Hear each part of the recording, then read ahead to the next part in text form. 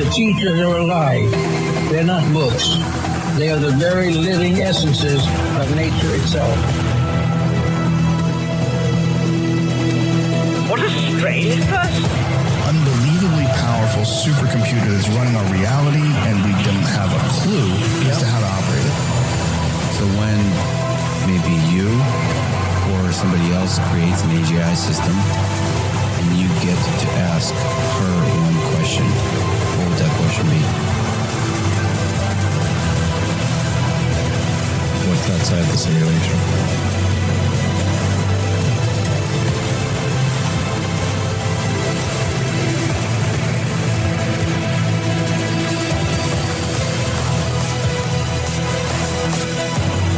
Say in your mind, say to yourself, I am more than my physical body, because I am more than physical matter.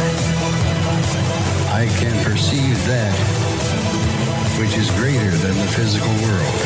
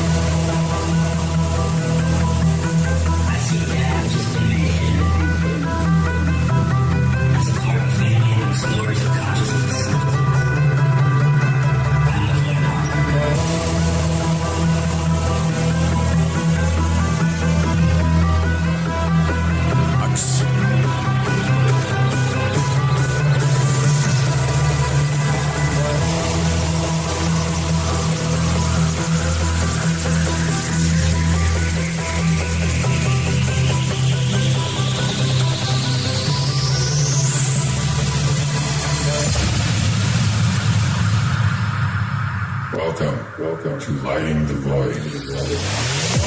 Broadcasting live from Daytona Beach, Florida. This is Lighting the Void. I'm your host, Joe Rupe, and we are live on Fringe.fm, KTLK Digital Broadcasting. I'm excited about tonight's show because since I guess I could say the beginning of the broadcast, there's been three major subjects that I like to talk about on this show. That's the out-of-body experience, the occult and the esoteric, and sacred sexuality. Now, what does that mean? And what is our history with this? We're going to talk to Dr. Joanna Kujawa, who's here with us. And this is a really interesting subject. I think we should jump right into this. By the way, make sure you go to fringe.fm, the website, download the app, leave a shout out. We'll play it during the show. Also, the call-in number is 1-800-588-0335. We've got the phone line system back. Everything's good. We're good to go.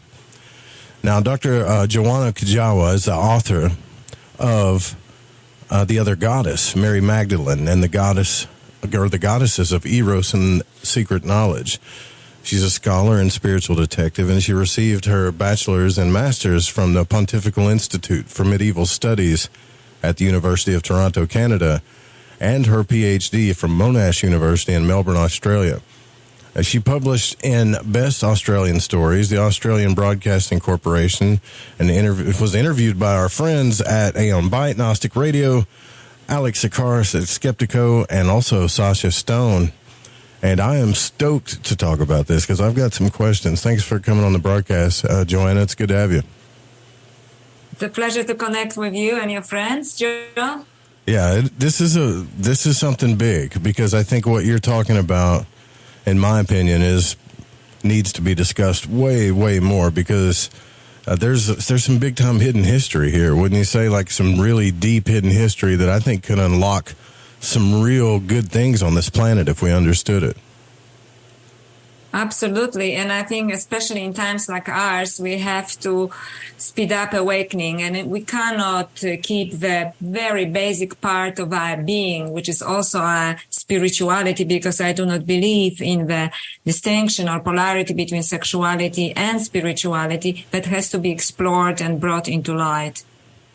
That's a really great way to put it. And you're the author of The Other Goddess. Tell me what, is this your only book? Tell me what made you want to write this book? Okay, so it's not my only book, but this is a book that was published nearly 2 months ago now, so it's very recent. So it is a long story. I don't know how deeply you want me to go. I was just, as you can probably hear from my accent, although I live in Australia, I was actually born in Poland many years ago. I was born in Poland, who was both a communist and deeply Catholic at the same time. And so it was a really strange place. I feel like I was double caged, if you know what I mean, right? Because you had 2 options and neither of them was good. But, as a little girl, I didn't know about it. So I used to go to beautiful Catholic churches, and they're very beautiful, like Gothic cathedrals, in Europe, Baroque churches. And I used to see this image of what the Catholics call Virgin Mary. So it is like the divine feminine, which was and continues to be the main deity in Poland, really, so Virgin Mary is like worshipped there. Sure. But I noticed, and she represented this kind of idealistic archetype with whom I couldn't really connect. And then I noticed that in the other part of the church, somewhere on the side, there was this image of another woman who was somehow close to Jesus, but she was somehow bad, and there was something sexual about it. And it was, of course, Mary Magdalene. So she was somehow bad. I like that. Like she was the bad one, right? Yeah. She's the bad, this is how you were told, like she was, and then when you grow up, they tell you she was a prostitute, which of course it's not true. And, I discuss it in my book, The Other Goddess, but lots of people discuss about it as well. Even the Catholic Church admitted in 1969 that this is not true. Right. But anyway, who knows that, right? But I was really fascinated by her because she somehow felt much more interesting to me. And later when I studied the Gnostic Gospels and so on, I she is portrayed as the wise woman, and also somebody who probably practiced, sexual alchemy with, sure. With the teacher, right? So this was like the original thing, as a young girl. And in the meantime, I saw, my girlfriends at the age of 18 getting married and marching to church, for a big wedding. And I felt like I didn't want to do this, I wanted Well, that's very smart of you not to do it that young, right? You and are they ready got for pregnant, like 3 months later, they were pregnant, Sure. And I thought, I want to be a truth seeker, So I went on this journey, and, sometimes you have to be really caged in, as I was, communist and Catholic, to really want the truth. Yeah, everybody's judging you and telling you what to do from every which side, and that in that scenario, right? So, and it's a kind of double matrix, right? Like this is it. You're not being told about other options. Well, that's cool. It's good to get to know you then. So I just wanted to ask a little bit to get to know you. And now, in your book, The Other Goddess, this is really interesting because we dive into sacred sexuality on here a lot, and I plan on doing that a lot more. So, in your book, you make a distinction between the romantic trap, the erotic connection, sexual alchemy, and the dangerous path. What do you mean by all that?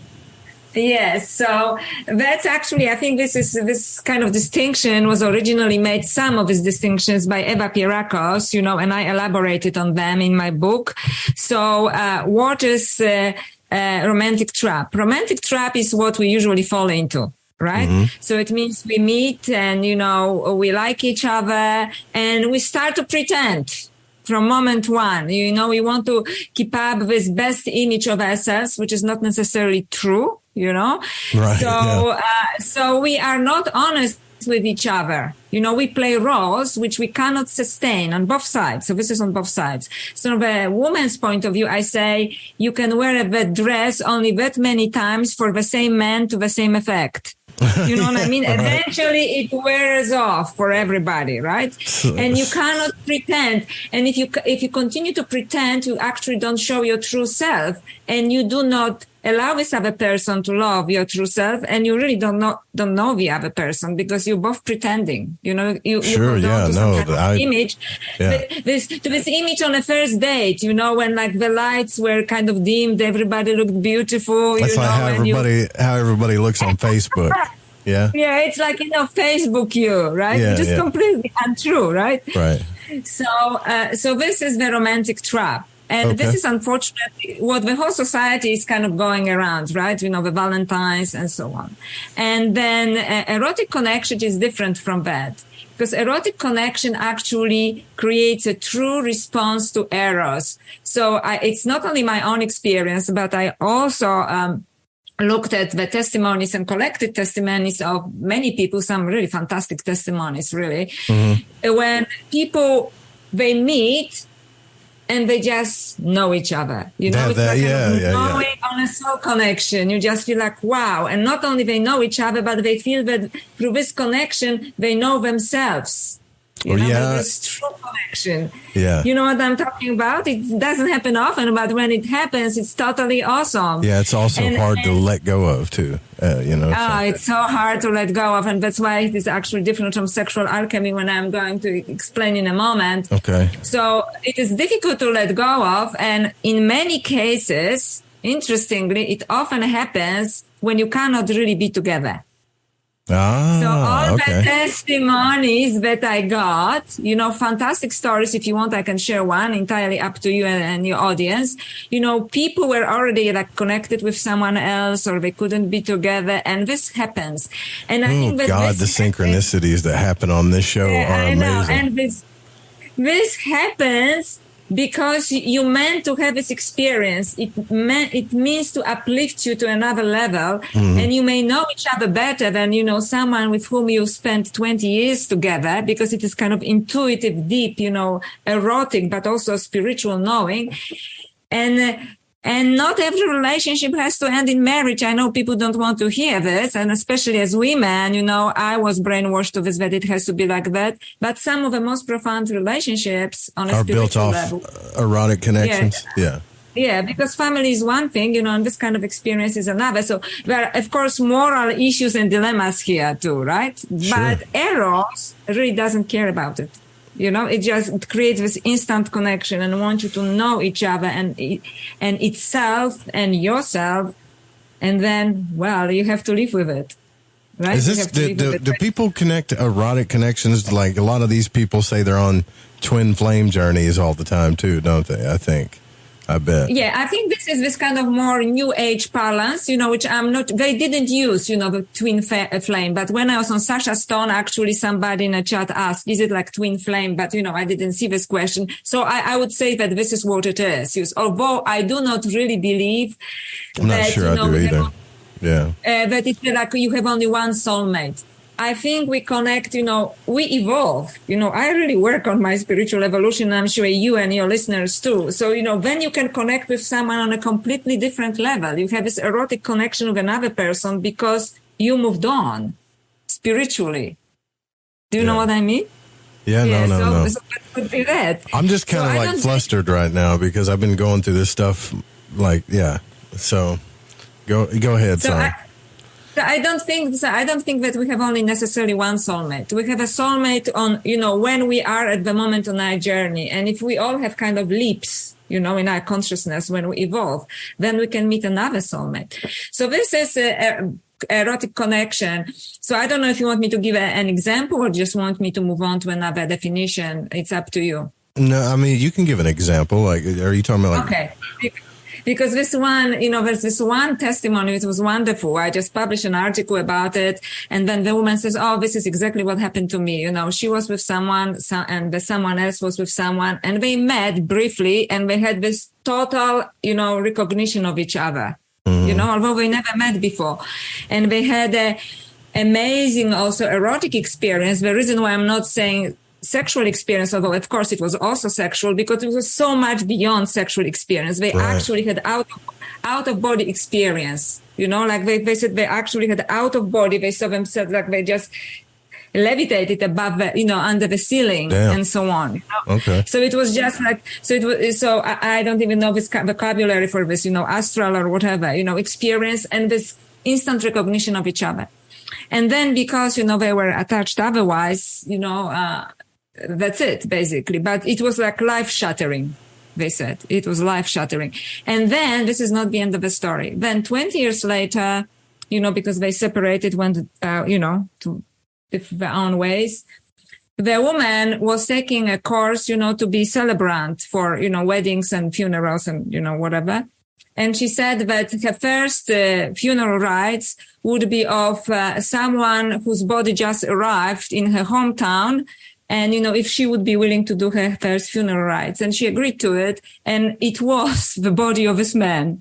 Oh my gosh. Really? Yeah. So she said and it was just quite recent when she was telling me this. And she says, and all of this came back to her, because they were out of touch for 20 years. And she says she has no idea how this happened, and apparently there was some mix up, it was sent back to, where his family was supposed to be. And so, I mean, how is it not synchronistic somehow, right? That is amazing, right? So we got the romantic trap, the erotic connection, and next is sexual alchemy, right? Yeah. So sexual alchemy is more ritualistic. So it means, so what is sexual alchemy? So they provide you with rituals. So I personally, later we can talk, when I studied esoteric tantra from 10th century and earlier. So basically, and also Egyptian tantra. So basically then this is basically for initiates. So it means that attachment is out of place, that you are not going to have this erotic experience for the sake of expansion of consciousness, right? Okay. To be a boyfriend and a girlfriend. You both are prepared that this experience is for you to grow spiritually, to have a mind-blowing, experience of divine consciousness. Can you do that with boyfriend and girlfriend, or is that just like a no-no or something? Okay, so I think there are different theories about it. I think it is possible, but more difficult because there's already strong emotional bond and there are certain expectations and some grudges and, and so on, right?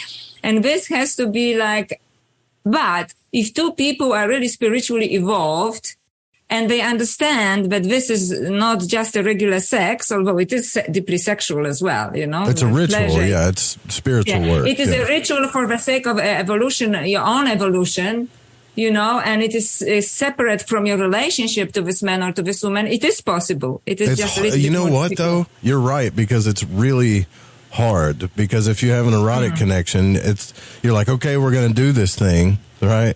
We're going to do this sexual alchemy stuff that we learned about. And the second you start trying, you can't keep your hands off each other. You can't, and so it's like you have a mind-blowing sex and it's not only physically, but also mentally and spiritually. And now, okay, bye-bye.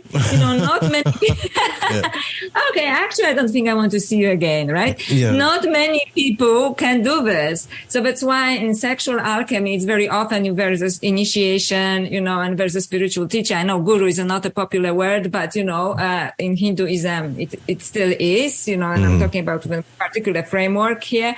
So who decides, if you're ready for something like that? And that's why, although it is possible to do it with your boyfriend, girlfriend, it's much more difficult. And in this way, the classic tantra is very different from neo-tantra, which is what is most often taught in the West at the moment, which is, basically improving your sexual life with your partner, which is not what tantra is intended to do. And in fact, your sexual partner is most likely not your partner in classical tantra. Okay. Because it is all about the expansion of consciousness. And, so I'm already getting jealous of the girlfriend I don't have doing the sexual tantra in a class. Is that weird? No, not jealous, maybe, because if you're jealous, then you get attached to her, right? You cannot get attached to her. If you want later, I can give you an experience because I actually had a one-off experience, on that. Okay. All right. I guess we can move on to, if you want to, we can move off to dangerous path. Right? Yeah, the dangerous path. What is that? Yeah.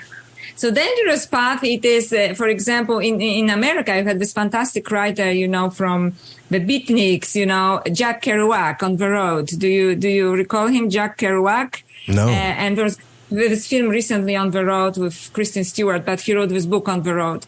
And also there's a French poet, Baudelaire. He wrote a beautiful poems in the 19th century, Fleur du Mal, which is translated as flowers of evil, but it's really flowers of pain or so. So basically it is like, you take this sexual path, but it takes you to addiction. So it's the dark path of sex, basically. It could be not dark because you're not using it for any evil purposes, but you basically, A, you can get obsessed, or B, for example, like Kerouac, you just look for more and more intense experiences. Or another one, in classical Tantra, you had someone who is called Kapalikas. Kapalikas were kind of radical tantrics. So, for example, can you get enlightenment getting really naughty? Okay, so for example, they walked naked, smothered their bodies with ashes, from funeral piles. They had a partner and they made love or actually had sex, on funeral piles. Jesus. So. And, and then can you get expansion of consciousness? But it was done, believe it or not, as a religious act, to break all the rules. God and divine mind is not about the rules. You know what I mean? Yeah, those are the people that were pissed off at everything, right? Rebellious, you're right. So yeah, super rebellion, and they came from societies that were very oppressive, that only Brahmins, which was the highest caste of monks, basically an aristocratic caste, but they do this, you cannot, but the rest couldn't do this, and they said, you know what? I can attain expansion of consciousness and spiritual enlightenment by doing everything you forbid me to do. Oh, wow. Yeah. See, no, that's the hedonism. I'm out. I'm out. Yeah. No, I am not for this either, but it was not hedonism actually, because it wasn't a dangerous path is hedonism from, Kerouac and Baudelaire. It actually is a legitimate, if you can say in esoteric Hinduism, legitimate, in classic Tantra. No, I see what you're saying. Okay. Now, so I used to read books from this guy, and I'm sure you've heard of him. It's Samael Aun-Weor, right? And he talks, Samael Aun-Weor, he teaches Gnostic stuff, and he teaches about sexual alchemy through the Kabbalah and, all kinds of stuff. But their whole thing is, and I don't want to get graphic with my audience, but I have to talk about it, to spill or not to spill. Their whole thing was no spilling whatsoever. Right? No. That, and see, I get confused about it. And we'll talk about the history and stuff too. I just have to understand, because he talks about that anybody that spills, right, that's dark Tantra. That's bad, right? And that's nonsense. Is it? It's actually not a classical Tantra. Okay, so we're talking basically using, kind of medical vocabulary, ejaculation, right? To ejaculate or not to ejaculate. Yeah. So in classic Tantra that I studied, it really doesn't matter. So it's later Taoism, and when it went to Tibetan Tantra and Chinese Tantra, which is a lot about preserving your life force. Right. It is not spilling your seed because you're losing energy, basically, and so on. You're losing a life force. But if you're doing it in the classical sense of, at least from, what I studied, there are so many schools of Tantra, I'm not saying I know the truth. I'm just saying from what I studied, and we can discuss what I studied later.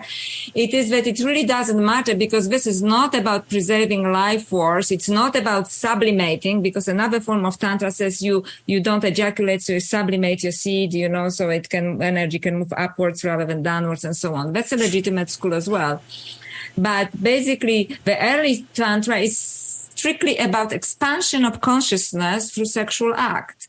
So, whatever works. So there is lots of ejaculate or not ejaculate, right. There's also oral sex and so on, because the goal is different. The intention is different. Expansion of consciousness is important, and not preserving or sublimating the sexual force. Okay. Does it make sense? All right. No, that makes a lot of sense. The only other people I talked to about this were the people from Magical Egypt. They're good friends of mine that created Magical Egypt with John Anthony West and all that. So we have to take a break, but when we come back, I want to get more into this and more into your book, but I'd also like to talk about the history and the connection of Mary Magdalene and some of the stuff that's been hidden throughout history, maybe the controlled narrative, so to speak, too, a little bit, right? Does that sound good to you? And maybe we'll open up the phone lines, too, a little bit later. I'll be right back. We'll be right back, actually. We'll open up the phones, too. Put the number in your phone and put it on quick dial, speed dial, 1-800-588-0335. Stay with us. Welcome back to Lighting the Void. I'm your host, Joe Rupe, and we are here with Dr. Joanna Kujawa, the author of The Other Goddess, and we're talking sacred sexuality, the secret knowledge, the goddesses of Eros. There's all kinds of stuff we can get into. I don't even know if we have enough time in the show for all the questions that I have, but this is one of my favorite subjects. So pretty interesting stuff. Earlier we talked about the path of these different paths of Tantra that went from romantic to erotic to sexual alchemy to the dark path. And now I'm thinking,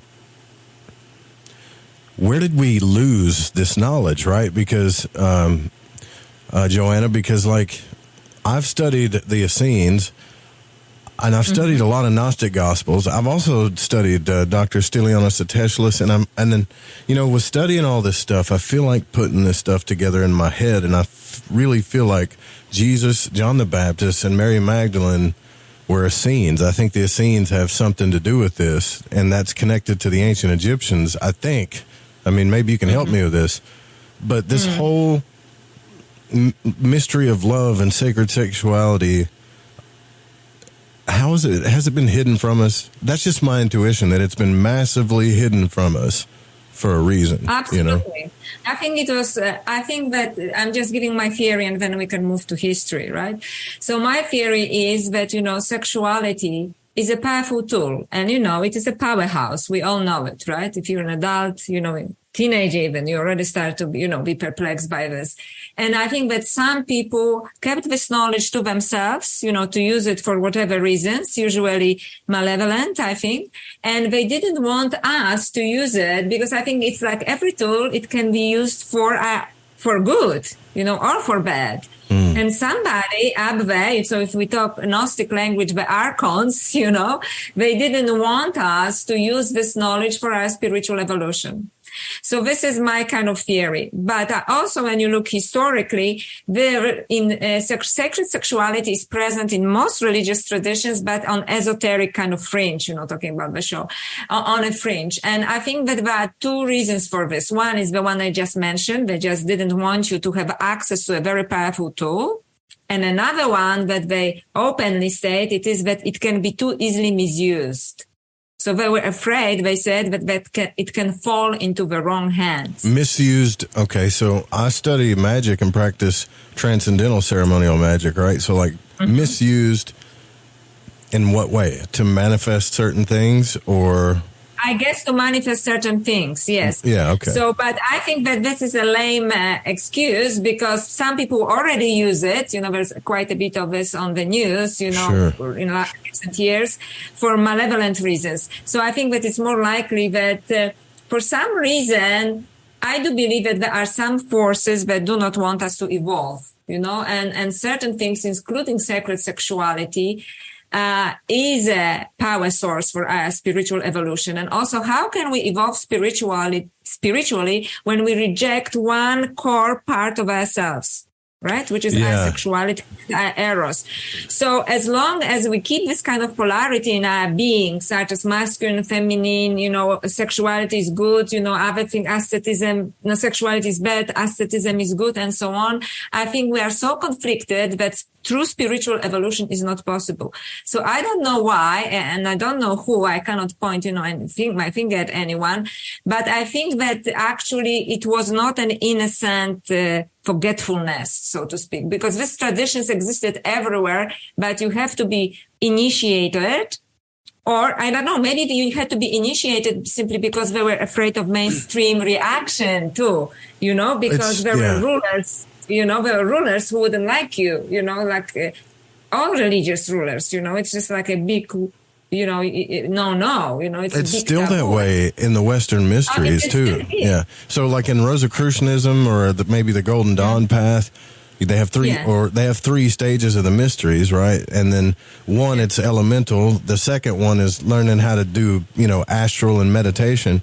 And then if you, you know, make it to the third level, then you start learning about sexual alchemy and the secrets of energetic alchemy and stuff, which it's really buried there, for some reason.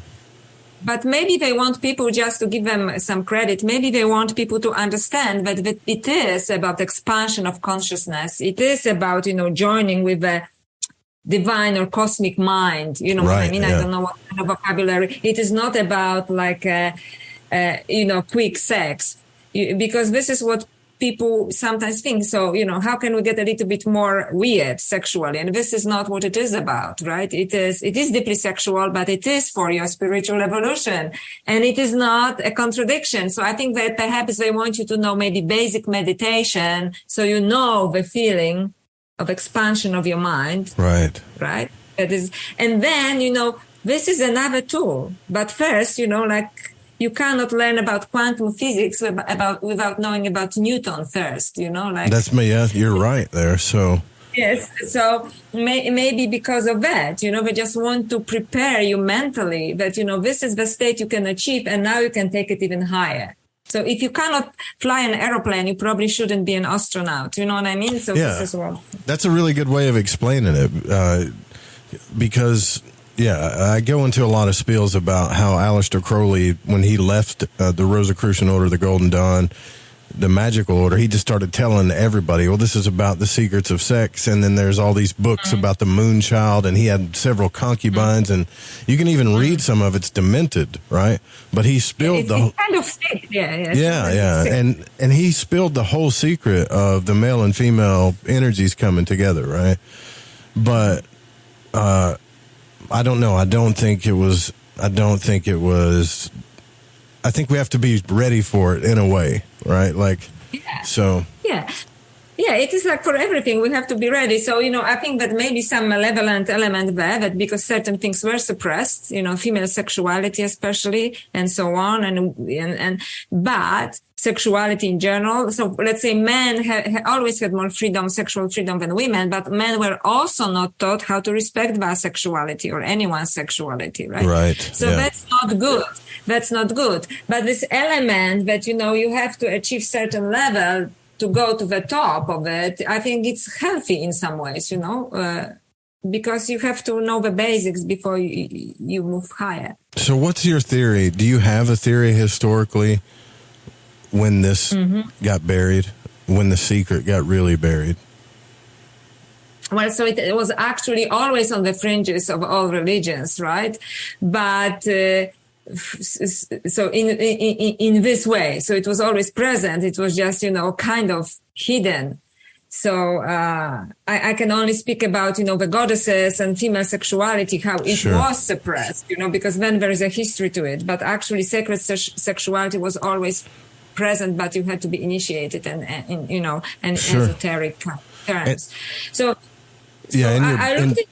I didn't mean to stomp on you there, but in your book you refer to a tradition started by a woman which you say was corrupted or was hijacked. Do you want to talk about that now, or do you want to finish what you were going to say? No. This is that's a very good question. Thank you. So in my book, when I started the research, especially about classic Tantra, Hindu Tantra, I discovered this woman, Arda Triambaka, who apparently was the initiator of a kind of most what is called scandalous, tantric, but also classic tantric tradition called the Kula ritual. And, with the use of sexuality for expansion of consciousness to join with the cosmic consciousness and so on. And, this kind of stories are deeply steeped in myth. So apparently she was a daughter of the three original sages, who descended from cosmic consciousness. And her father was Triambaka, and her name is Arda Triambaka. And she started this tradition.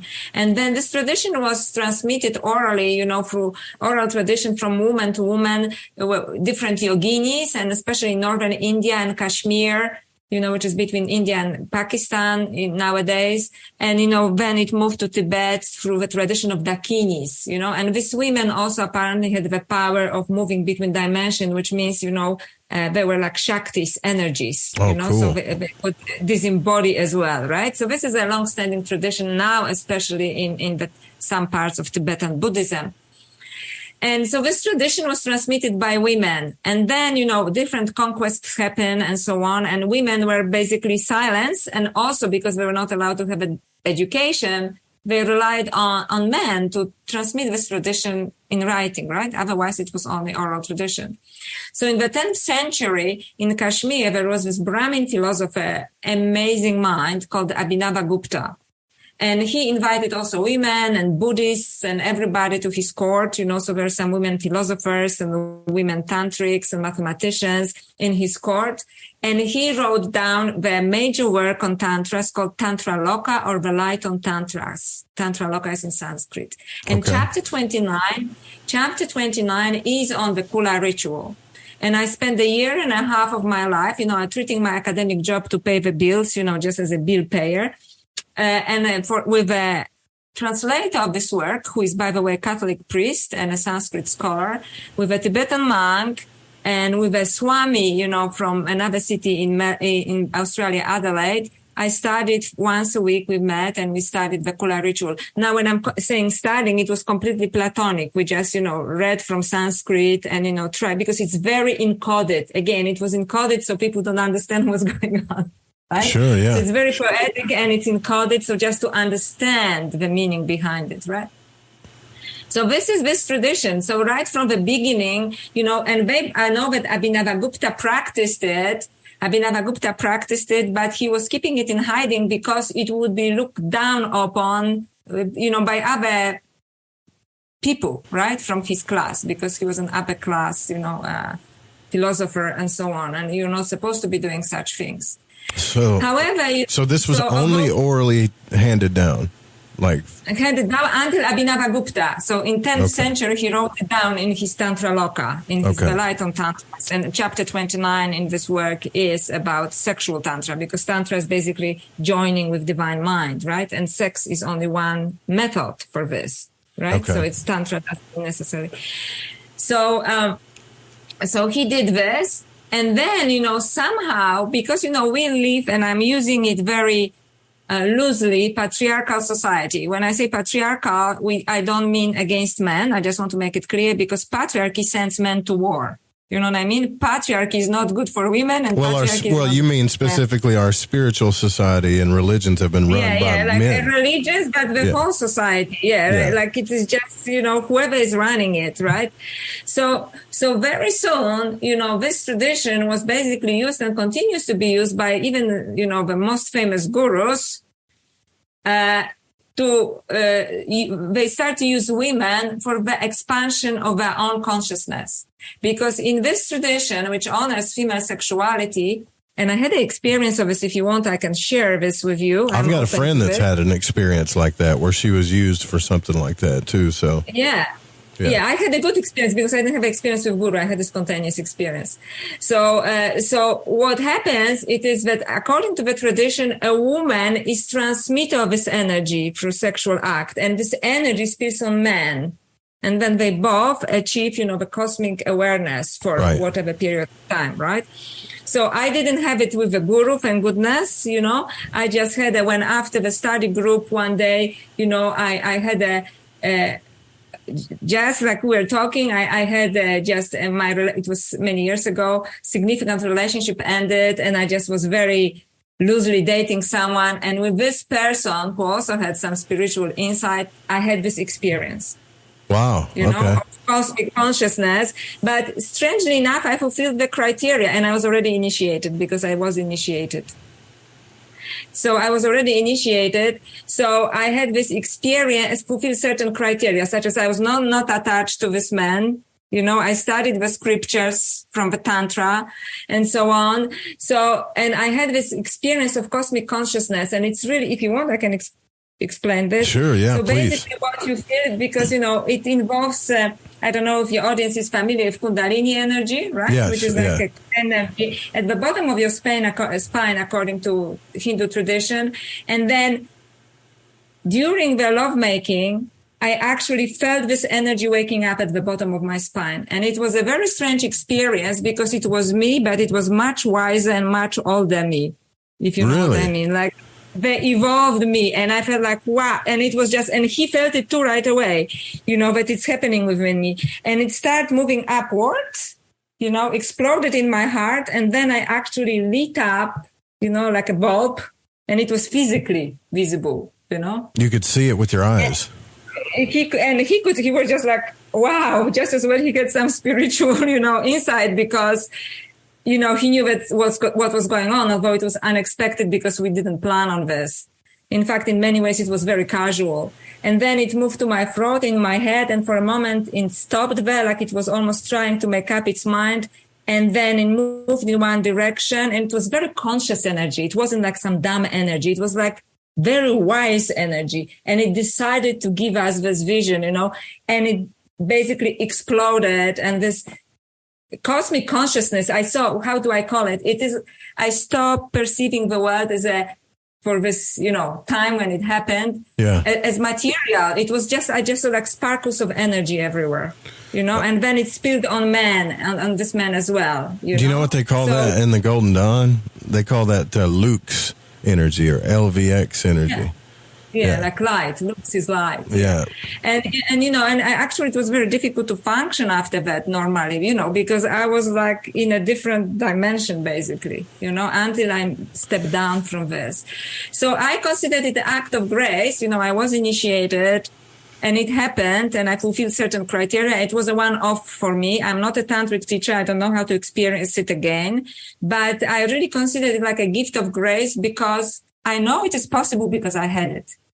Yeah, see, that's amazing, actually. Yeah. I've never had an experience like that. I mean, with somebody I just didn't know. Like, I had a lot of love in my heart at the time, but I've had an experience like that with someone that I've loved. But you know what I mean? Like this stuff there's probably so much stuff to this that we don't know, so. Yeah.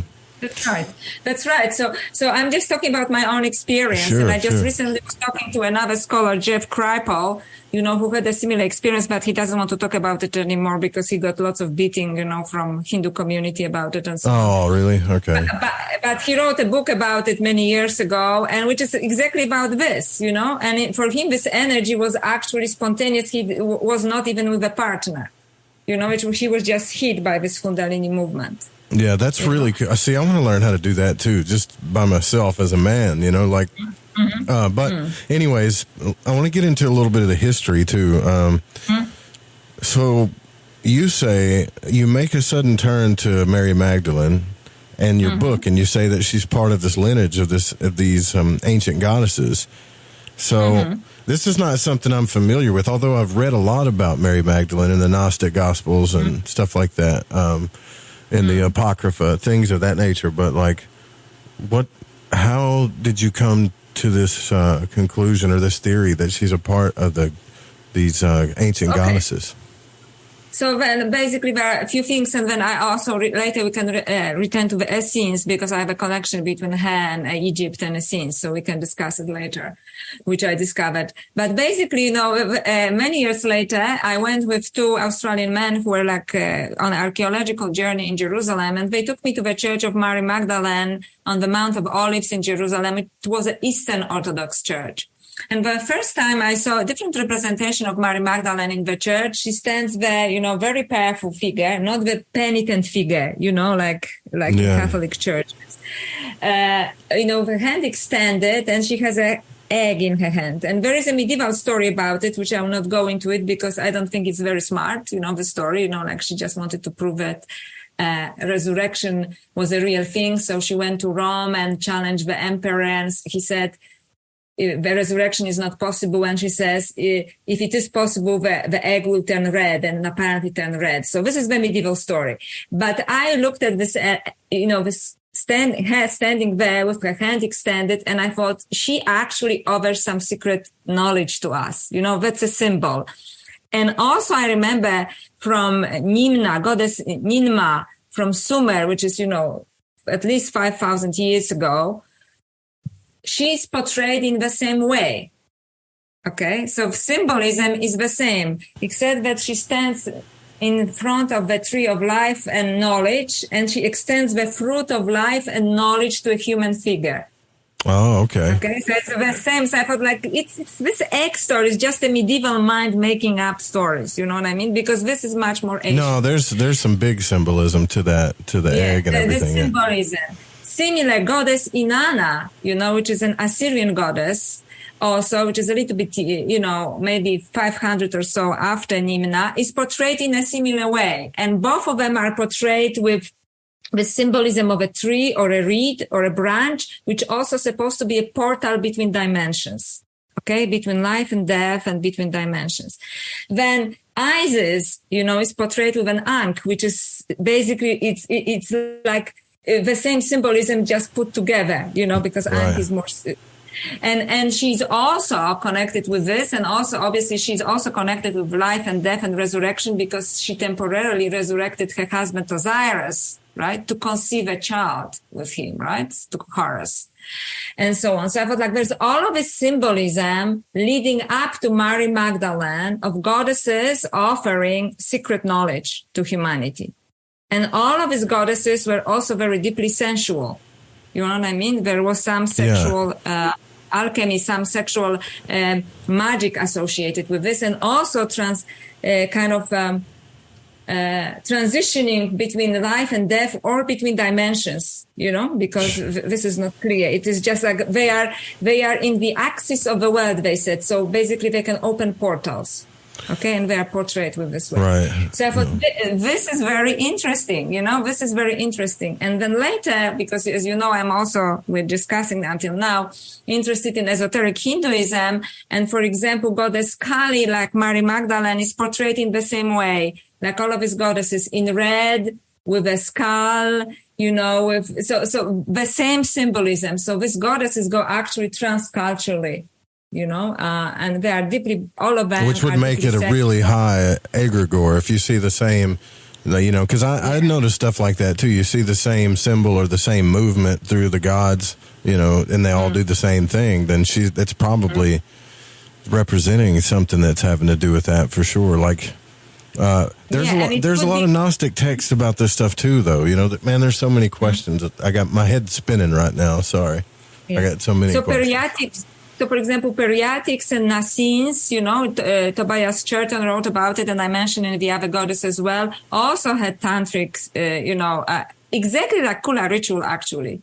Tantric rituals, right. So they also, including some quite naughty ones, like drinking menstrual blood with wine and so on, as a form of initiation. So like the same moving of a kundalini serpent within your body moving upwards, the same, right. Almost just a different terminology, but it's the same, describing the same elements, right? So the Gnostic did the same as well.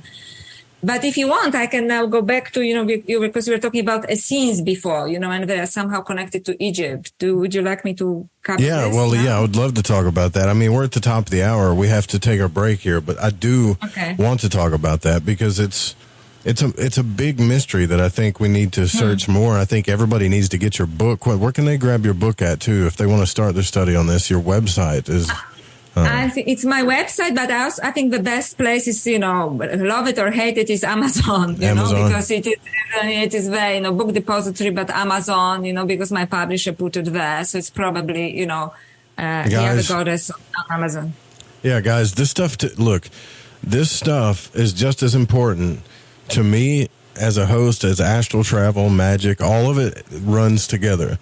So go grab this book. If you're interested in this subject, please go grab this book. Go check it out. We'll be right back. We'll also open up the phone lines, too, next hour. Stay with us.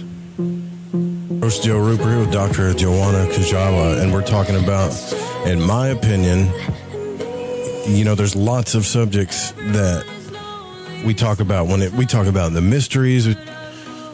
There's some really deep hidden secrets in our society, and I believe that sacred sexuality, I'll just put it this way, the union of the two energies of the masculine and feminine and love is probably one of the biggest mysteries and most misunderstood things on the planet right now. And I believe it holds a key to our power and a key to unlocking our consciousness And Dr. Joanna Kujawa was also the author of The Other Goddess, Mary Magdalene and the Goddesses of Eros, and The Secret Knowledge.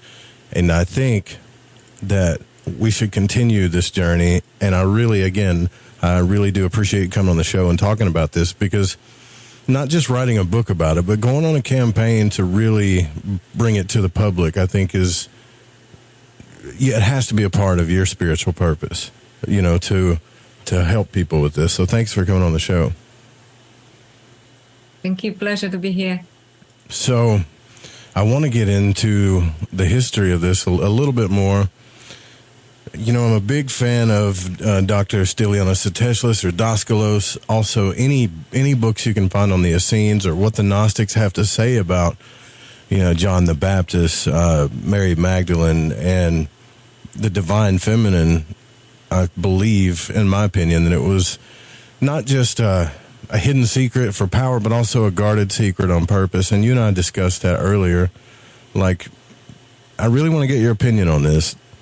Do you think that it's good that it was these secrets were guarded in any way? Like, there's a good reason to keep some of it secret, right? Mm-hmm. Well, it can be, like as we discussed, it can be a good reason if it is a part of initiation, because some people may not be ready to be included in the higher secret, so to speak, especially with sexuality, because perhaps they have a very, let's say, animalistic view of sexuality. So they want to use it just for sexual high, not understanding that it can open up the higher consciousness, and they maybe have to be prepared for this opening of higher consciousness, because the experience can be very powerful, right? So they may be disoriented or something. But generally speaking, I would say that this kind of rejection of sexuality is very negative in our society. It creates this strange polarity between spirit and body, spirit and sexuality, which is extremely unhealthy. And I don't think we can progress spiritually until we unite these two things. So these traditions always existed, and some people use it for, reasons that, bad magic, so to speak. Why don't we use it for good magic, such as our own spiritual evolution and ascension? Or helping other people, yeah. Yeah, and also, bring light to something that is at the core of our being. So I do not believe that sexuality is to be rejected, but it is to embrace consciously, like everything, embrace consciously. In the Bible, we know a lot about Jesus' disciples, the men. But we don't really hear much about what happened to Mary, or it's not talked about. I think it's hidden on purpose. So, what do you think happened to her? I think it is completely she was completely vilified. And I think historically few things happened. And then I will explain what I think actually happened or possibly happened, because, we don't know for sure. It is, that Mary Magdalene was not known as prostitute until the 6th century. And Pope Gregory the Great, made a scriptural mistake, consciously or not, we can argue about it, but confused her with a woman sinner in the Bible. And it was a scriptural mistake. Yet, if you look at, the early Bible, the word prostitute was not even used in the Bible, because the prostitute in Greek is porin, and even the woman sinner was called harmatalos, which means basically a sinner. But by the sinner, they mean usually somebody who broke Jewish law. So it could be like she didn't pay her taxes or something, right? And it is not even referred to Mary Magdalene. Another kind of mistake, conscious or unconscious, that could have been made, that there was a woman called Mary of Egypt from the 4th century who was a prostitute and converted to Christianity and went to Holy Land. So maybe something happened in the medieval mind and they confused the two of them. You know what I mean? Yeah, I think that's exactly what could have happened. That's kind of my theory too. So we, I also think, and this is my opinion, that the Knights Templar found out about this. They found out about the works of the Essenes, and they understood it, and they got killed for it. Absolutely. Did you find anything on that, studying that? Yes, but can I rewind it? Because it's a Sure. longer story and I think it's quite exciting. Yeah. So exactly. So I just was saying how she was vilified, but I didn't really explain, what I think could have happened. And it is connected to the Essenes. So, as I was doing my research for The Other Goddess, I found the work of another scholar, Johnny Tyler, who is talking about, Therapete. And Therapete were philosophers in Alexandria, first century Alexandria in Egypt. And I got interested in them because they admitted women who were spiritually gifted or philosophically gifted, which was very unusual in those times, right? Because women were not allowed to do much, right? And another thing that I got made me interested in them because they had a connection with the Essenes in the Holy Land. Wow. Okay. So and I thought, okay.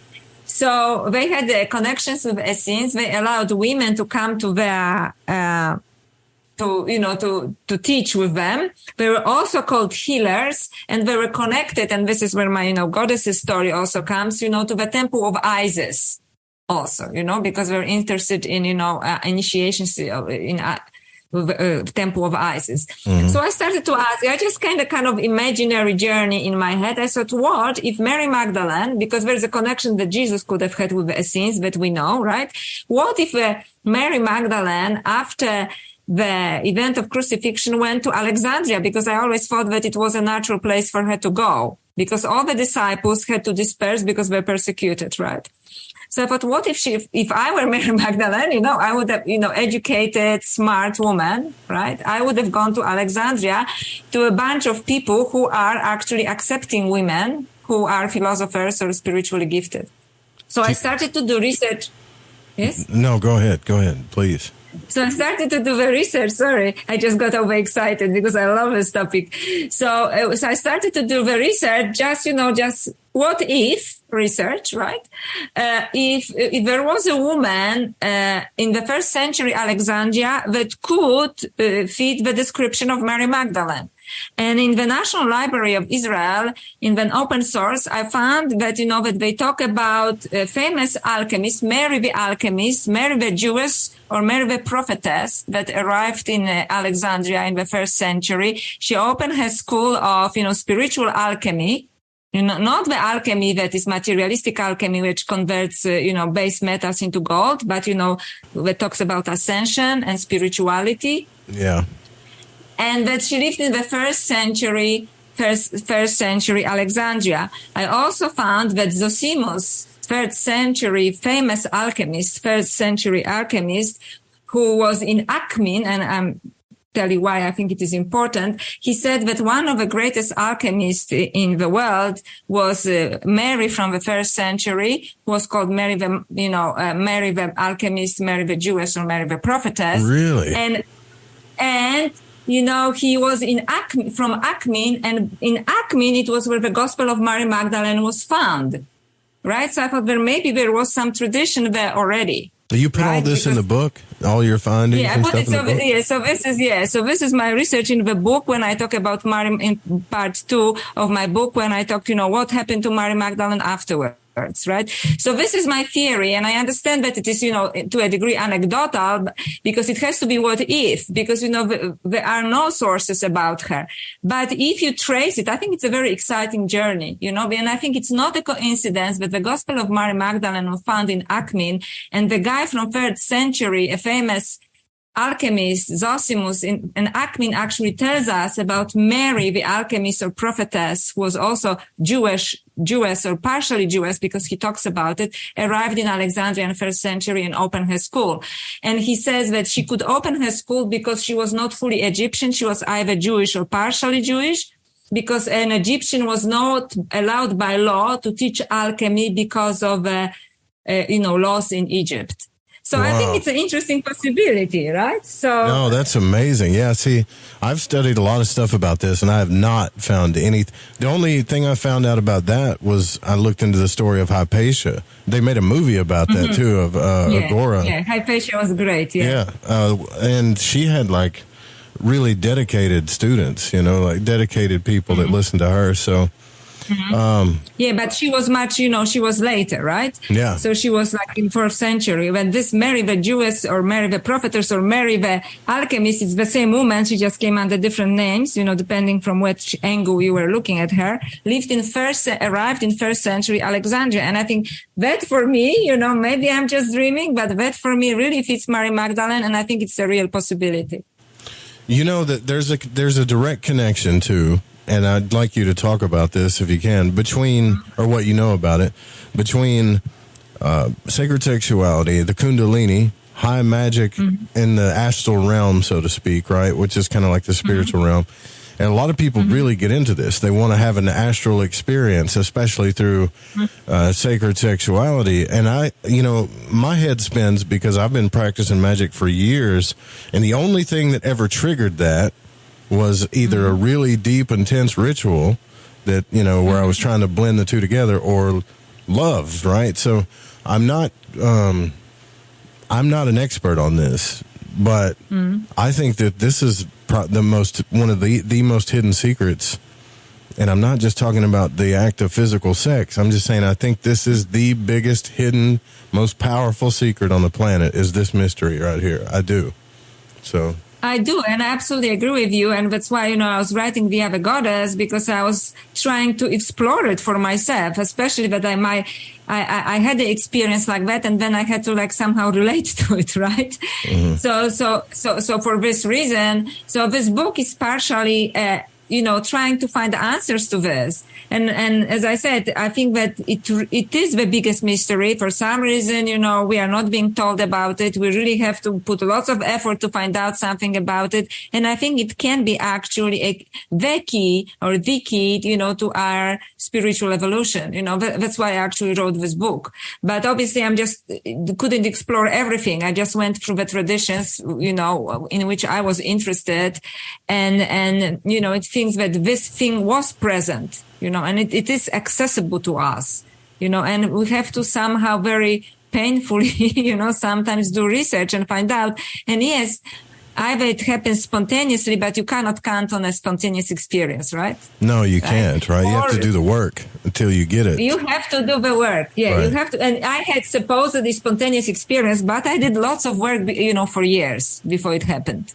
Right? So I don't know how spontaneous it was. It happened when I didn't expect it, but I really worked on it, and I studied it intensely for 1.5 years and previously for years and years. So I think that like with everything, there is methodology hidden behind it, and, which is rituals. And they are very helpful, or perhaps sometimes not necessary, but I would believe it's the key actually to our spiritual evolution. And in fact, I would go really radical and say, I don't think you can evolve spiritually by suppressing your sexuality. Although it is a very popular view in many spiritual circles, you have to be an ascetic. And I'll tell you why. Because when I was at the Pontifical Institute, I studied early Christian saints, the desert fathers from Egypt, the most holy men that you could imagine, the great church fathers. And you know how bitterly they complained about not being able to control their sexuality. Yeah, it's crazy. It's like, to me, it's crazy to do that, right? It's crazy. It's just, I eat 3 dates per day, date the fruit, and I still have erections, one of them says. Or for example, Saint Jerome, he says, he was so ascetic, he went to the Holy Land and so on. I am here in a cave and I still see bare-breasted dancers from Rome and stuff. It's almost hilarious. They try to fight something that I think they are not supposed to fight. They're supposed to use it for their spiritual evolution. And just to, as a man too, I can say that there's nothing. So there's a few divine things that you get to see in your life from the divine feminine. As a father, you get to see a child being born. When you see the power of that for the first time, there's a massive spiritual experience that happens. And it's, for me, it's not just God. It was seeing the female version of God, experiencing that whole thing. Like it almost brought me to my knees in a way. And, I'm not a feminist, but people say that I sound like one. I just understand that there's a massive power to this. And any guy will tell you this, if they're being honest, right? No guy is attracted spiritually or physically or anything, to not, I would say no masculine guy is attracted to a woman who is having to be masculine, right? We love the fact when women become feminine, they're nurturing, the more feminine they are, the more, I guess, spiritual it is, right? Because the polarities of it all, you know? And I think because of what society's done, women are having to protect themselves with masculinity, that they protect their femininity with masculinity because they have to compete in today's society with it. They have to protect themselves because they don't feel safe. And the biggest spiritual parts of them don't get realized either, you know? It's a very sad thing in a lot of cases. I think it is a very interesting point that you touched upon. And I think the reason, because sometimes, you know, people, men ask me, you know, why women are so angry, right? Yeah. And because I'm not angry, by the way, you know, I have a loving partner, you know, he's the light of my life. Sure, and so I get what on. you're saying. I understand what they are saying at the same time, you know.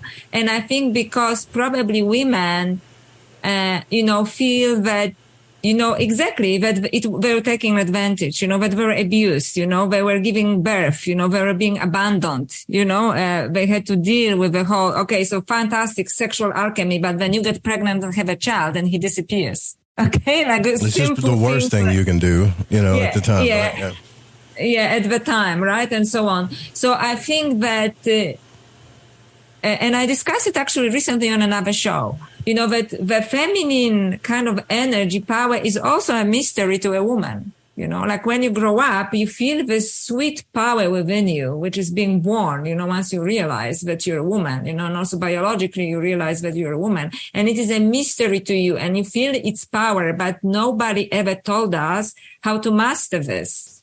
So this is this sweet and wild power when if you surrender to this, you're most likely being taken advantage of. All right. So I think you are completely right when you say women just decided, you know what, you know, I'm not even going there because I'm too vulnerable and I don't want to be like my mother and my grandmother, and you know, there's a generational kind of thing. So this is not about blame, but this is a sweet, no. I get what you're saying. I mean, I've personally had problems with it myself too, because when and it would backfire. The poles would shift immediately. You know, when a woman wouldn't open up to me that way, I would start to try to get her to a lot, and then I would get angry, and then the next thing you know, the more angry I got, the more closed off she got. You see, and it's like, damn. Well, I want to see that side of you. But it's so she has to feel safe. It's so buried. It's so unsafe. Then I'm starting to realize a lot of things. It's so unsafe. I used to just talk about it like, yeah, it's unsafe. But no, really, it's so unsafe that, I mean... Because you're completely vulnerable, you know? You're completely vulnerable. And also, you know, I don't want to get Jungian here, but we have to remember that there's such thing, you know, from Carl Jung, the Swiss psychoanalyst, that there's something animus, which is male energy, and anima, female energy, and that we all have it. Right. You know what I mean? So which is even more unsafe for guys, right? You know, to do that. And I think that sometimes men maybe project also lots of this energy that they are afraid to explore themselves, which is the feminine part of themselves, you know, and they project on women. And, you know, I have lots of masculine, I'm in some ways very feminine, you know, this way with my partner and so on, but I'm also masculine because I function well in animus, which is male energy, which is academia. You know, which is research, logic, and so on. And this is much easier. And I'm telling you as a woman, you know, for me to do this when this feminine part, which is very vulnerable, and I can open it up only when I'm safe. Wow.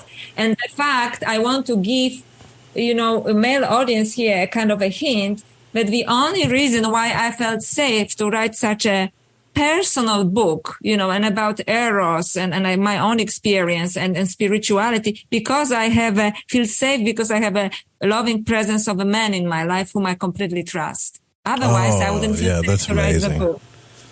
That's really cool. Yeah.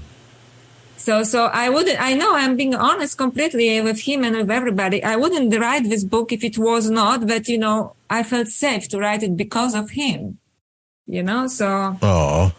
See, that's love, man.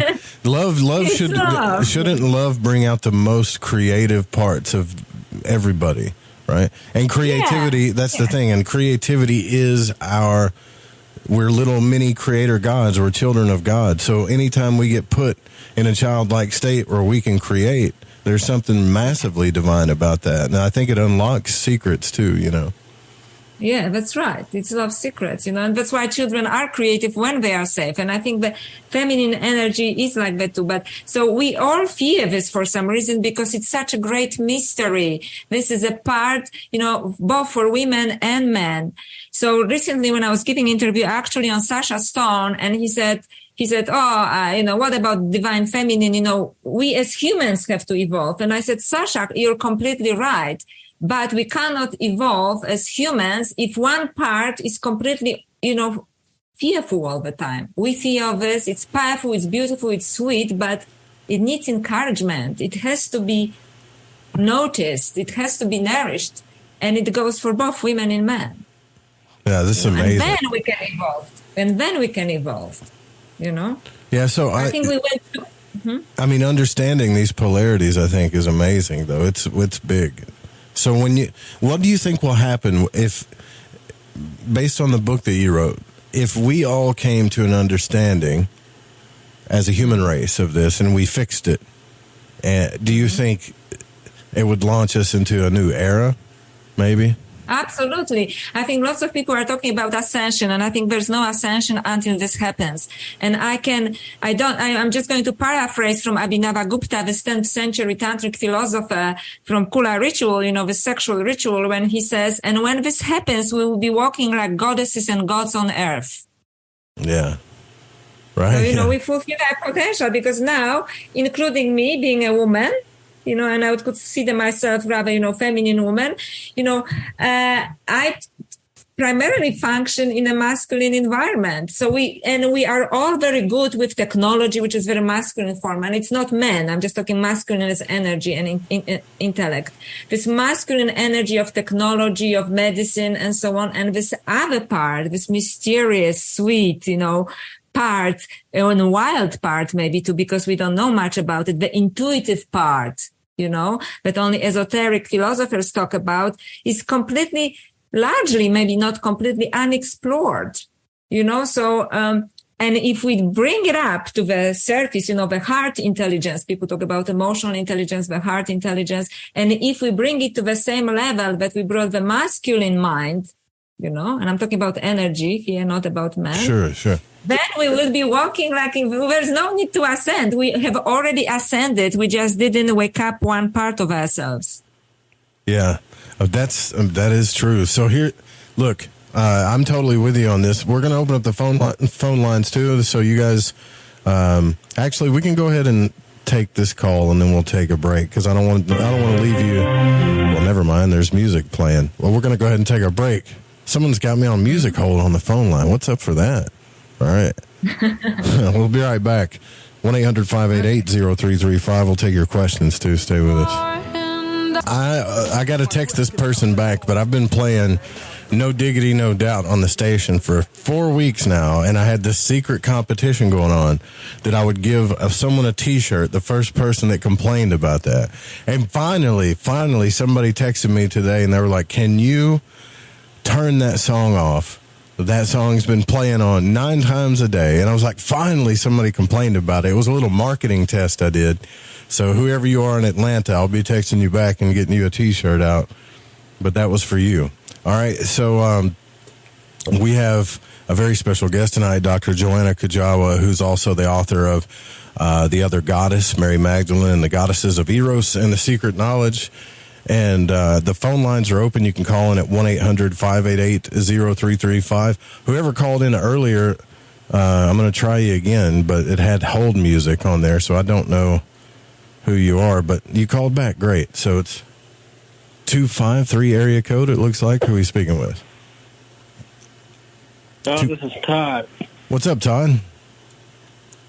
Hey, I thought that was you. I had the same thing on my end. You had hold music? I was like, oh, yeah, I had like hold music or something. That's weird. Anyway, I was like, anyways, what's on your mind, brother? Anyway. Got a question? Before the break, you I was listening to the whole show, and I was just dinking around the place, and I would say, I would say, I think that's the answer to the biggest mystery. And I'm like, what is? I didn't catch it. I didn't catch what you. Well, I mean, maybe you hadn't wrapped it up all into a bow, but what was it that you'd put together? Is that big? You don't understand. So you don't understand what the big mystery is, right? You don't understand. Well, I was listening when you said that, and I'm like, I obviously, then it's like, I didn't catch what was precluded to that. Okay. No, I got you. It's like, it was just so strange. It was like a totally it's like my mind is, I got you. In a universal etherical sense, was kind of like shutting me down right there. Yeah. Okay, so Joanna, what do you think is the biggest mystery, if you could sum it up, that your book is trying to reveal? Basically, the biggest mystery is that sexuality can be used for expansion of our consciousness and for our spirituality, and that for some reason this knowledge was suppressed, and we have to discover it now so we can evolve spiritually. There you go. Thanks for calling, brother. That was a good question, actually, because we've just been chatting the whole time, and that's kind of that was a really good question. But that's kind of my whole thing as a radio host. I'm supposed to make sure that I hit the subject matter when we come back, because people are coming in and out all the time. So when I get really into the conversation, I forget about that. So, here's the thing.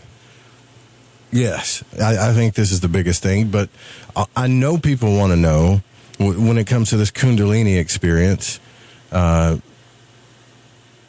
People they always question the out-of-body experience. Now, I tell them that magic and sexual alchemy and all this stuff comes together, but what are your views on that? As far as like astral travel, the out-of-body experience, do they go together? Do they not? I actually didn't explore this as much, only when I was talking about erotic connection, when people were telling me that this came together for them during a sexual experience, during erotic experience, when they went, they went out of body, right? But my experience was not out of body. It just happened within my body. And what happened, and when I interviewed other people, it is just the doors of perception cleansed, so to speak. So I perceived the world in a completely different way, but I was not actually out of my body. I was within my body, but I saw the world as a basically play of consciousness, the place of spirit, but I was still embodied. So I didn't have an out of body experience personally. So Mary Magdalene probably set the tone for a lot of women. Then there had to have been other women that got involved with this. Does your book go into that afterwards? Yes, actually, even before Mary Magdalene, because as I was saying previously, I think there was a lineage of goddesses, and she was part of this lineage. So I looked, through also work of other scholars, whether they discovered some women like that. And I don't know if your listeners are, for example, familiar with Pythagoras, who was a great mathematician in ancient Greece, and people still learn about him in school. And many people also don't know that he was also a great esoteric philosopher, and he used, sacred geometry and sacred numbers like numerology as it is now today. And, people know about him, but they, for example, they don't know that his teacher was a Delphic oracle, an oracle from Delphi, a woman who was called Themistoclea, and he says that he has learned everything from her, so she was this bearer of sacred knowledge. And also his wife, Theano, Pythagoras' wife, Theano, ran his esoteric school with him, and later, when he died, after him, and there is another woman called Diotima in ancient Greece, which is pre-Mary Magdalene, who is in Plato's dialogues, and she's teaching Socrates, the art of sexual ascension, basically, tantric teachings. So obviously there were women like that in the past as well. But very often later they were vilified and called, harlots or prostitutes because they were not understood, or, purposefully somebody didn't want us to learn this art, right? If people were to, because I know people already look into this. I used to help produce a show called Love, Sex, and the Hidden Agenda with Amalia Aeon Karis, and she had experiences with this in India, things. But she also talked a lot about bad experiences, like we talked about earlier. It's hard enough for a woman to feel safe in her feminine energy in the world, but to go be an initiate and try to find the right place, you see what I mean? It's a very scary thing, I would think, for someone to take this journey, to find the right place to go.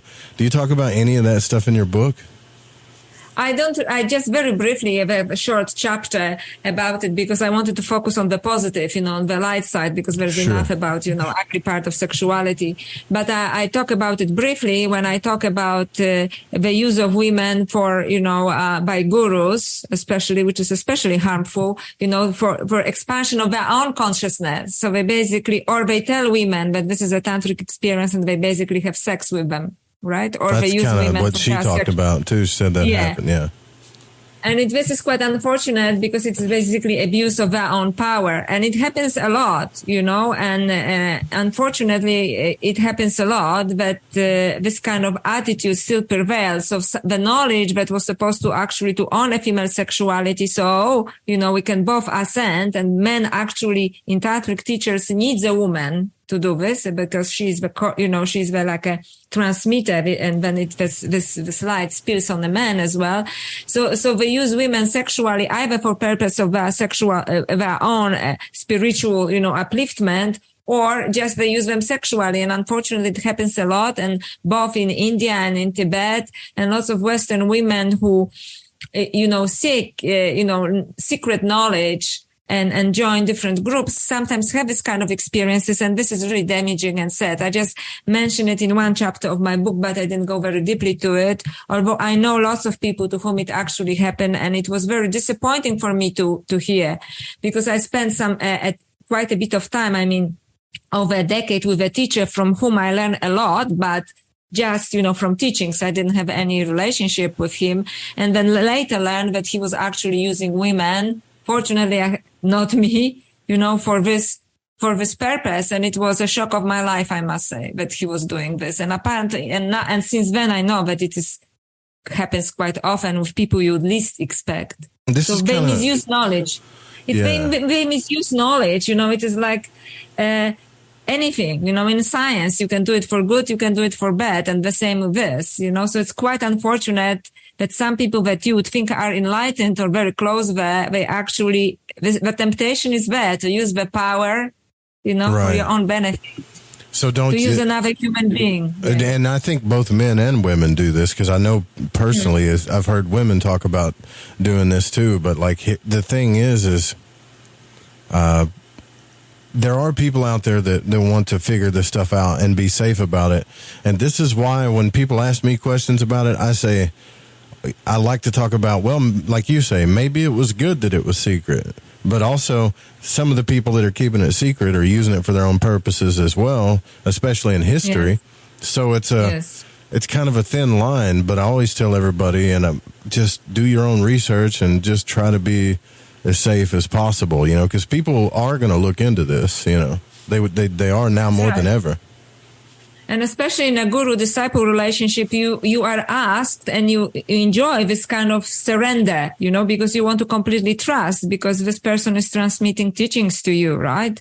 So that's very easy then to lose this the boundary, so to speak. Yeah. So this is another thing when, for example, women do not feel safe, because even with a guru, some women, true love, like unconditional surrender, asks you for not having boundaries, and then, you get beat up again. And unfortunately, I observed that in some women that I knew, but fortunately, I was never, it has never happened to me. But as I said, I was shocked listening to this. So just be very careful. Maybe keeping this boundary, is appropriate in a guru-disciple relationship. Yeah, because this part of us is, in my opinion, is very sacred. That's very sacred and very vulnerable. Even as men won't admit it, but there's a lot of men that feel the same way. So if it's not treated properly, it could cause trauma too. It could cause things that need to be healed, at the same time. So we have to honor each other and have to honor our sexuality and treat it as a deepest connection that can happen between two people. Right? Yeah. Rather than using each other. That's why when I was talking earlier in the show about romantic trap, it's also cheating kind of, because you're not showing your real self. True self. Or even manipulation, because there is something like toxic masculinity and toxic femininity too, that people manipulate each other or mistreat each other. This is horrendous, This is the deepest way of connecting on the most intimate way with another human being, sexually, intimately, spiritually, emotionally, and it should be treated as something sacred. Man, I totally agree.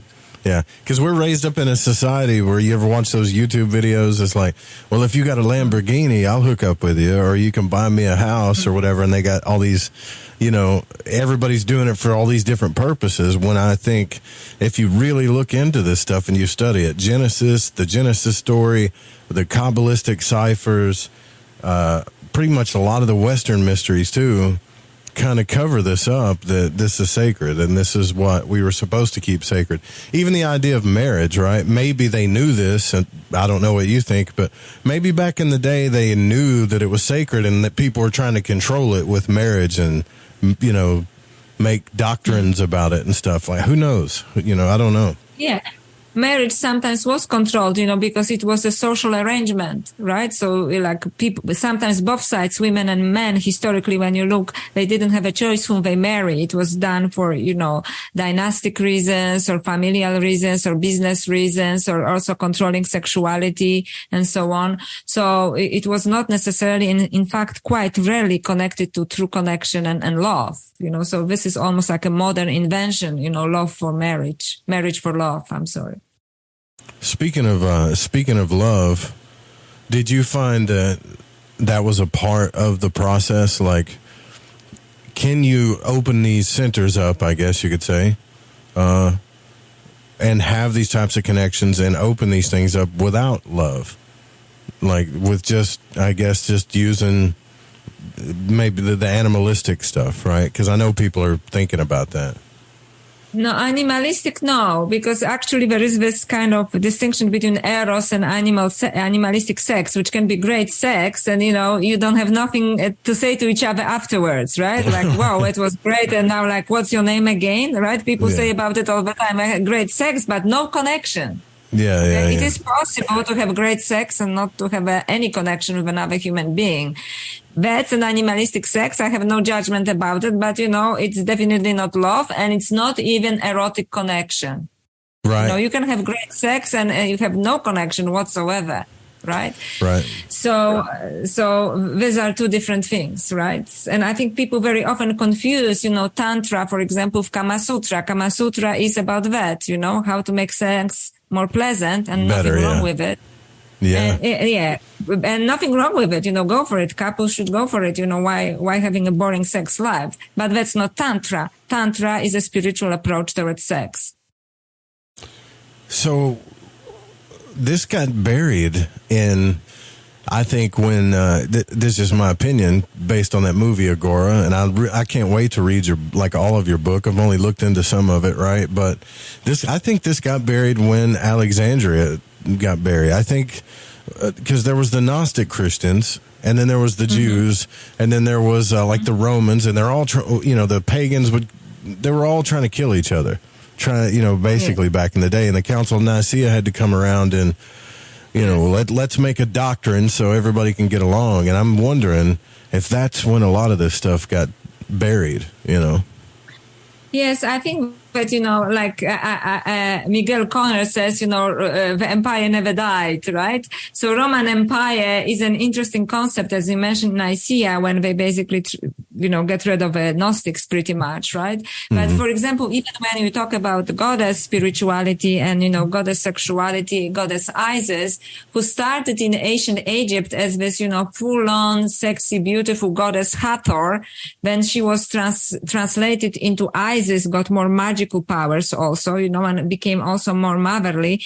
But she was accepted later in the Roman Empire, and suddenly she became this kind of, Roman mother. You know what I mean? Like she lost all of her magic. She lost all of her sexuality also. And she became just like a senator's wife. She's portrayed this way, like a Roman mother. So I think it is the Romans also that contributed to this, the Roman Empire. Once something is getting institutionalized, especially spirituality, and I consider sexuality as part of spirituality, then I think the heart of this is being lost. So this is like so we have spiritual teachers and they open us to spiritual experiences, and then somebody makes a religion out of this and all you get is empty rituals. I couldn't agree more. I think I've said that about 1 million times. Yeah. I couldn't agree more. So you guys can call in too if you want to ask a question. We still have like maybe 5 minutes. It's 1-800-588-0335. The connection between Mary Magdalene and Jesus Christ, there is so much mystery there, right? So we hear about how the apostles were jealous of her. There's not too many mentions of it in the Bible, but I wonder, because I've read a lot about, the 12 disciples and there being a 13th master, but it's funny that the master is portrayed as Jesus alone. I have some type of intuition that if it wasn't for Mary, there wouldn't have been a lot of those miracles that happened, the Mary Magdalene, who's kind of, I'm not saying Jesus wasn't all powerful. People are going to get mad at me, but I think he was able to do certain things because they had this kind of connection, I think so, because, they kind of, I believe that they embodied, the alchemy between the masculine and the feminine, right? So in a way, they were a couple. And that's why I think Gnostics so much like to, in a way, portray Mary Magdalene not only as the favorite disciple, but also as the embodiment of goddess Sophia, right? Which came down, from Pleroma down to the earth. So I think, and as you know, Gospel of Philip, one of the Gnostic Gospels, is talking about bridal chamber. And, there she's also called in the Gospel of Philip koinonos. Jesus is koinonos, which means Jesus' partner, which has some sexual connotation. We don't know the wife, but definitely a partner. We know that in Pistis Sophia, another Gnostic source, which is a dialogue between the disciples and Jesus, 42 questions are asked by disciples and 39 of them are asked by Mary Magdalene. Right. So obviously she was some kind of powerhouse or, wisdom house in this group of disciples. I totally agree with that. I think you're spot on with that. This is cool. So everybody should go to Amazon and grab this book. If you're interested in the study of this, I think this is a good place to start. Are you planning on writing about this more later? I don't know, perhaps, but at the moment, I just finished this book. The book is on the market only for 2 months, not even 2 months. It feels like a long time because I was writing it. So at the moment, I'm just enjoying, talking about it. And when I get tired of this, I will see what happens next. I'm quite open to my search will continue. So perhaps I'll write another book. That's so cool. When you went to school for the Pontifical Institute of Medieval Studies, that's a cool place to go to school, by the way. Did you get to look at, the Renaissance alchemical art? Did you get to study that at all? No, I didn't, because it came, after Middle Ages and we're very specialized in this. But I was, interested in Marcello Ficino and, kind of Renaissance writers who wrote about it. But my knowledge of this is not enough to actually to discuss it, because I went, from from Roman Empire and early Christianity to Middle Ages. That's my era of specialization, right? So I didn't really look into Renaissance that much. Well, I hope you write some more about this. And you have a YouTube channel too, where you do interviews and stuff. You talk to people, right? Yes, so I have also YouTube channel, Dr. Joanna Kujawa. I have a public Facebook page, Dr. Joanna Kujawa. But I still think that the best way of connecting with me is via the goddess, Mary Magdalene, and the goddesses of Eros and Secret Knowledge, because I really, gave my soul, my body, and my spirit there. And at this stage, this is all I know, I would say. So, but I'm learning new things as we speak. So who knows, maybe another book.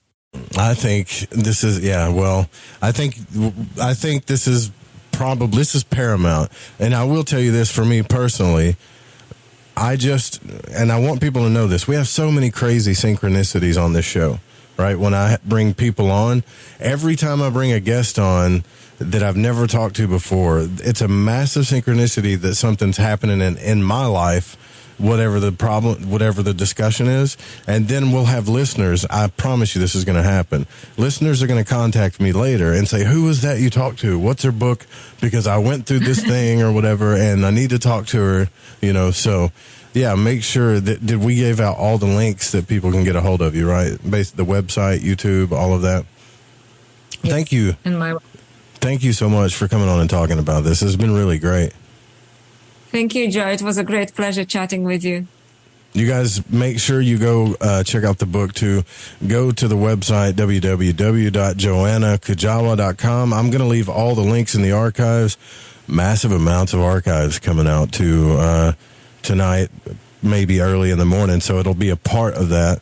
Make sure you donate. Fringe.fm/donations, because we're going to have to wrap up this fundraiser and get the Fringe FM moving along. You guys have a good night. Sweet dreams. We'll see you guys tomorrow night, same time.